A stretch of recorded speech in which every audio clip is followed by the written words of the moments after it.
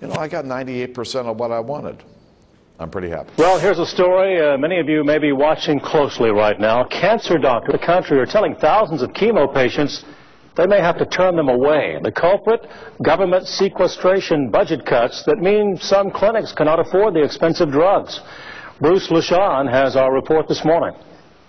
At first, I thought that the government, they would never do anything like that. You know, they wouldn't hurt the seniors as much. Carol Ledbetter taking her expensive chemo treatment at Bethesda Center for Cancer and Blood Disorders. This treatment has kept me alive. But oncologist Ralph Boucher fears sometime in the next few months, he too may have to start turning patients away, unable to afford the expensive meds after another cut in his reimbursement from Medicare. Watch very carefully to see if we go underwater. If we go underwater, it's over for us too. Cancer clinics across the country say they're faced with a difficult choice: send patients elsewhere or go out of business. These are patients with life-threatening and potentially life-ending diseases. Cancer clinics were already operating under very narrow margins on chemo drugs that can cost more than $2,000 a dose.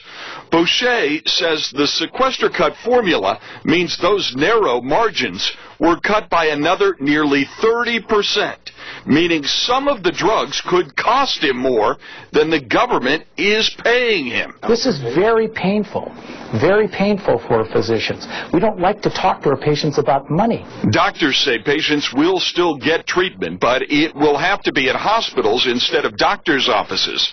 And they say, ironically, that could cost the government more money. If patients go to the hospital, it has to cost more money. Doctors and patients have started a petition drive on the White House website in hopes of saving their clinics. I've been with this doctor for 10 years, and he's kept me alive for all these years.